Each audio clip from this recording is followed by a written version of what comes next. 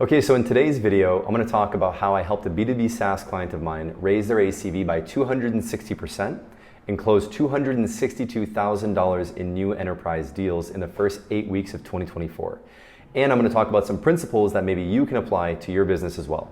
So just for some quick context about the product and the company, without revealing the company name, they are a B2B2C marketplace with a revenue model that sells to big companies and individual stores and chains.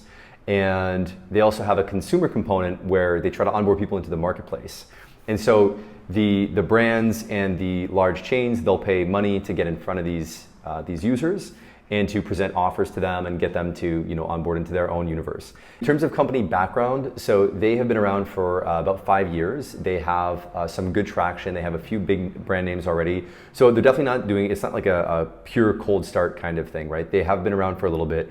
They're not super well known. They're not the clear winner in the space yet, but they are a niche brand with a good reputation. So it's definitely, I don't want to paint it like this is, we just built it from the ground up. They already had some momentum. And if anything, I'd say it was more of a value arbitrage play that I spotted where I felt like they were drastically undercharging versus what the companies would actually be willing to pay for, or the customers would actually be willing to pay for. So, and also just for context, the old ACV was about $14,000. And the new ACV, after we went through our workshop and actually went through and closed a few deals, it's at $37,000. So that's that 2.6 times increase.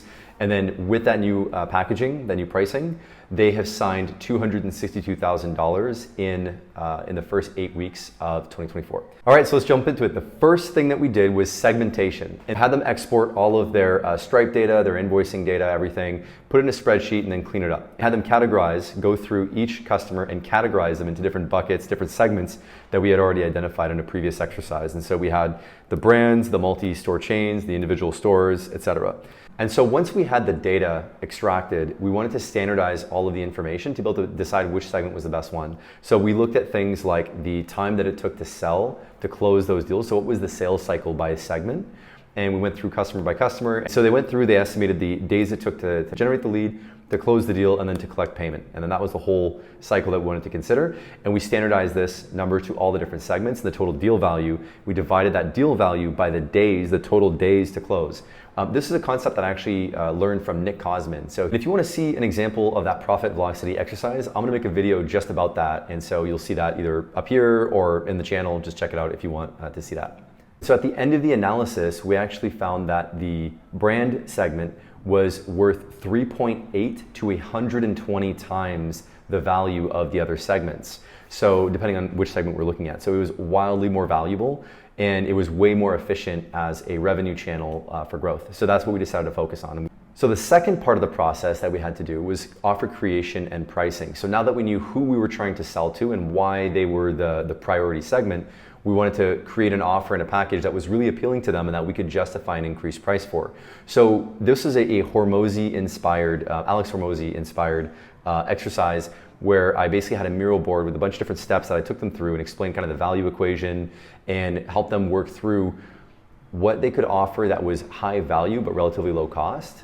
And then for the highest level of service, the biggest packages, we would offer something that did have some high level of cost, right? Because enterprise customers do tend to expect some kind of customization, extra hands-on implementation, that kind of stuff.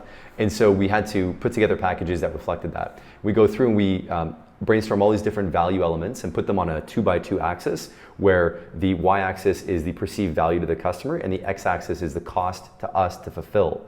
And so that way we can end up with a bunch of different elements. And then we break them down into their component elements and then we can pick and choose which ones we want to extract and then bundle into different offerings, right? To different tiers of service. And so that's what we did. So we just went through, we found that most customers want at least these 3 or 4 items. And so we put those in one bundle, then we put another one that was kind of like the mid-tier and then another one that was like the enterprise tier, the bigger one.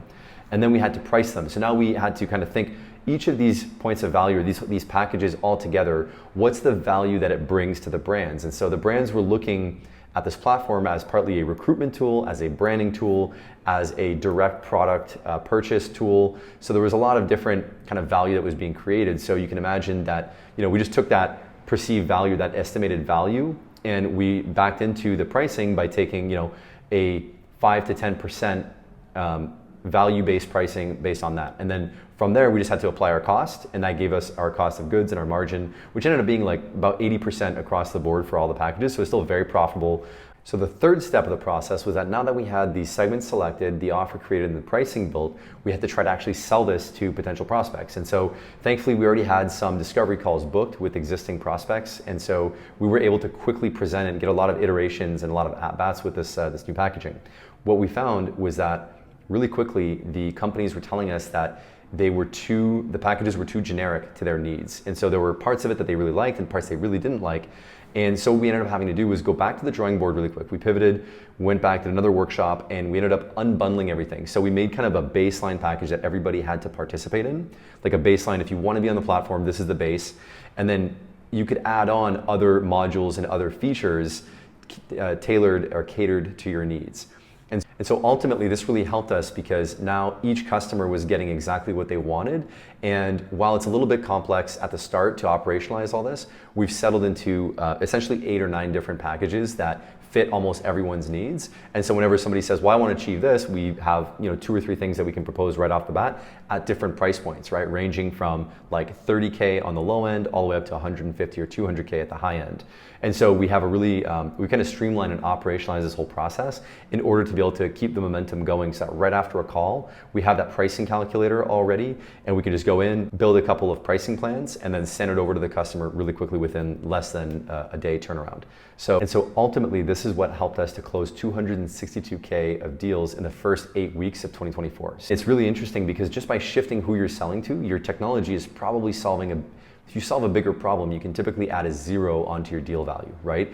Without necessarily tripling or quadrupling your sales cycle, right? All right, so that's it. The 3 ways that you can quickly increase your pricing is to think through who is your top customer segment. You probably already know who it is. You probably don't have to do this giant exercise, but if you don't, go through, build that and just categorize them and get that data and try to standardize it to one number to figure out who's actually closing the fastest at the highest prices.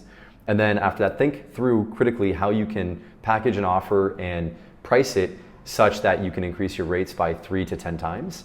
And then finally try to sell it. Actually get on discovery calls and try to put that pricing in front of people and try to close them at that price. So when you're sending out this new pricing, you're going to be uncomfortable. That's normal. It's completely fine. But your platform is probably more valuable than you think. If you're solving a real problem and you've actually done an ROI calculation, then you can quickly realize how much money you can actually save companies or generate them based on what kind of product you built. And yeah, just don't believe in yourself and just go for it. Go for the kill. All right. That's it for today. If you like this video, like, comment, subscribe, check out my website, or give me a call if you want help with this. All right.